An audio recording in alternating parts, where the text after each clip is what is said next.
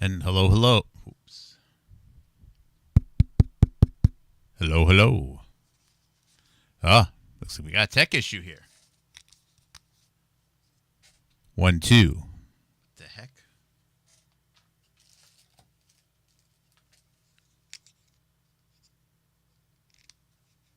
One, two, 1, 2. There we go. Haha. Just a quick video short here on basically 8 p.m. Wednesday, May 7th, 2025. Mark Kulak, Live.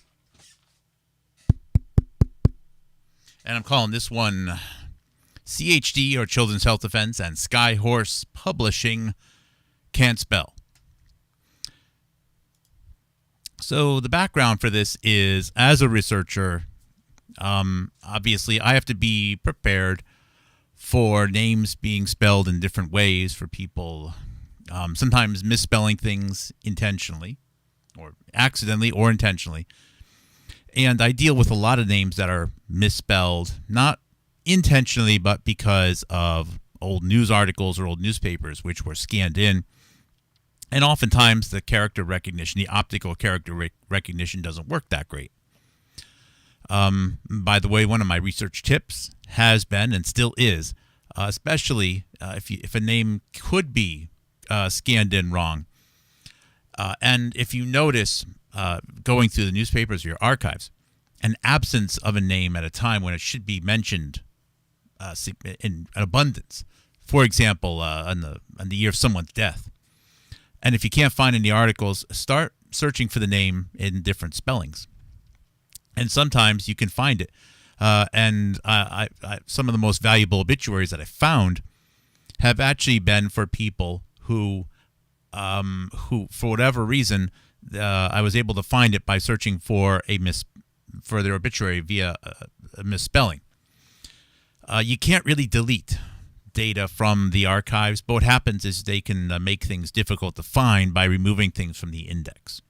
For example, Monique Rona, and I've done many shows on her, the late Monique Rona. She died in 1974, I think. I can do a refresher on that at some point. But the only obituary I was able to find was one where her name was scanned in improperly. And what that means is that someone actually made an attempt to take the obituaries where her name was scanned in properly and de-index them, signifying that there is actually value to it. One of the risks when data is de-indexed or made difficult to find is that when you do find it, then you have validation that someone made an attempt to hide it. And if someone made an attempt to hide something, it's obviously more valuable, right? Okay. So sometimes I find names which are just spelled wrong, but usually it's not very often.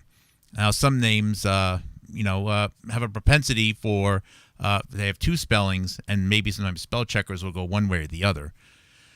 But in all my researching right now, and let's just say I've been doing this almost full time for 6 years, and enthusiastically since I started trying to figure out why the drug epidemic wasn't getting the attention it deserved about 10 years ago, about 10 years of research. And there's really only 3 significant names that I've ever found in those 10 years of people that have been notably misspelled. And I mean, like, how did you miss this one? And the truth is all 3 are Children's Health Defense. My conclusion from this, and I'm going to go over those 3, is that there's someone in Children's Health Defense and or Skyhore Publishing that tries to hide things by misspelling things, or will complain about something. They want credit for complaining about something, but they won't spell the name right, and hence people don't know how to find more information on it. So first things first here is the first one, top of the list, is Brandy Vaughn. Okay, Brandy Vaughn, the heroic mother, ex-Merck employee who she described herself as a whistleblower, and I don't really agree with. That's one thing I don't agree with her on. But when vaccine mandates started to become more and more visible in 2014 or so, she, as a mother who had a totally unvaccinated child who was living up to his full God-given potential, started to get involved in some protest and some awareness and fighting mandates and so on out in the state of California. And one thing led to the next and she didn't trust medical products such as Vioxx, but ultimately she had probably the most bang-on accurate description as to why vaccines are just stupid, especially intramuscular injection. Why are we injecting things into muscles when supposedly we're trying to avoid someone getting sick, like from either in the lungs or the skin or something like that? It just doesn't make any sense. Not only you're injecting, you're going inside the immune barriers. Not only that, but the products, they just don't work. They just don't work that well. And she started off with the typical things, worrying about adjuvants and everything else. Of course, her death is extremely, extremely suspicious. And she did a lot of work with many people involved in children's self-defense, oddly, including Polly Tommey, especially Andrew Wakefield, and Judy Mikovits, and so on, and many other people, Robert F. Kennedy Jr., she known him. There was a WHO paperwork that Children's Health Defense filed that had Brandy Vaughn and her name on it. Spelled right, by the way. Anyways, for some reason, in the memorial page for Brandy Vaughn in Children's Health Defense, they don't have the whatever to say her name anymore because they know that she fought the fight, the good fight, and she said it right about just, look, all vaccines hurt people. That just stop them. There's no safe vaccine. You can't have a safe version of hitting someone in the head with a frying pan. Maybe if you, I don't know, you have a plastic handle as opposed to a steel handle, maybe you hurt a little bit less or something. I don't know, but just stop it. Anyways, they disingenuously spell her name wrong, Vaughn. You can look at the memorial page. Interesting that they have a couple of links in the memorial page to her obituary where they spelled the name right. And they won't even mention her existence anymore. As a matter of fact, they had videos, including people like Brian Hooker, like within 12 days of her death, and didn't even acknowledge it.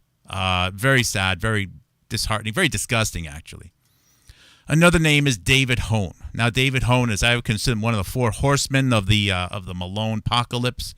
You have Robert and Jill Malone. You have David Hone, his wife and his daughter, Sina Bavari, and whoever he's married with lately.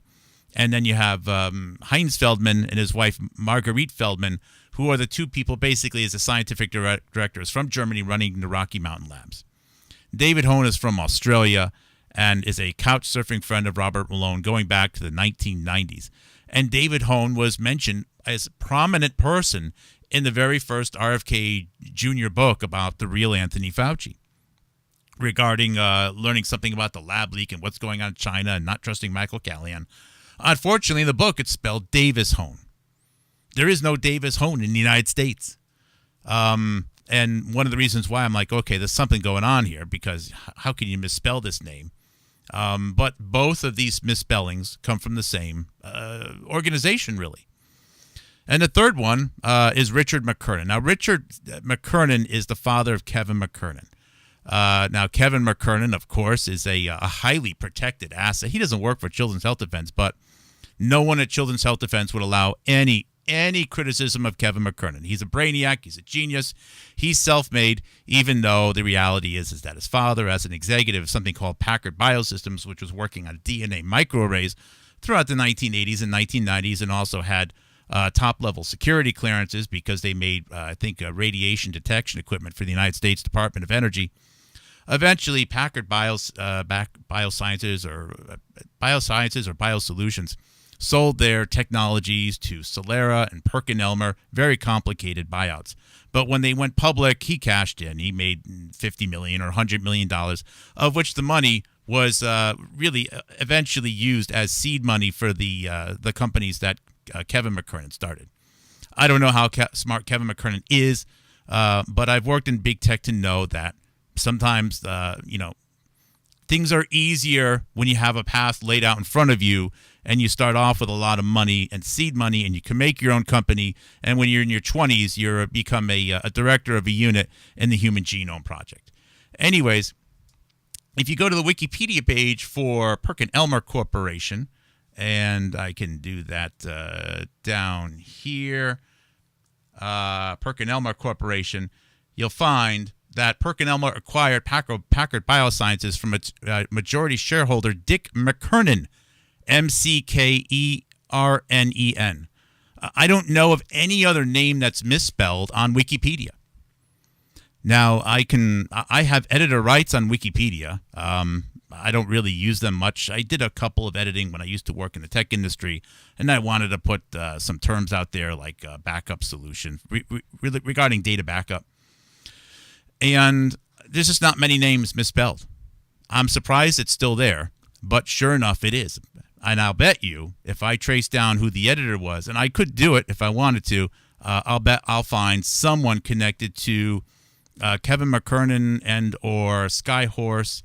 They could have been a Wikipedia editor that has been, outsourced, because you can't make edits directly if you are a corporation, but a third party can. So anyways, it's just odd that all three names of all, however you want to slice it, let's just say 8 to 10 years of research, all three significant misspelled names of people of historic significance all come from Children's Health Defense and Skyhore Publishing. And how can you misspell Skyhore Publishing? I would never do such a thing. But anyways, there you have it. And I think that it's very skeptical. I think that their fact checkers should be looked at because this is absolutely unacceptable. Especially probably one of the most important heroes, one of the heroes, possibly even someone that was killed. Brandy Vaughn, the name isn't even spelled right on the memorial page for Children's Health Defense. Not only does Children's Health Defense not mention her anymore, not only do they stomp all over her legacy, not only did they get in front of her and so on and so forth, but they can't even spell her name right. And then, of course, protecting David Hone helps Robert Malone, protecting Richard McKernan helps Kevin McKernan, and so on and so forth. But hey, at least I didn't misspell the name Skyhorse Publishing. The last thought here is that sometimes I've heard COVID mispronounced as COVID. And there's a huge conspiracy. Maybe it actually stands for something else and so on and so forth. And I'm going to just throw out a simple idea, okay? I think that when you say COVID, the transcript tools that are used on YouTube are going to pick it up differently. So you can talk about COVID and the automatic transcription tools will simply pick it up as something else. If you just say COVID, a COVID, or whatever it is you want to say.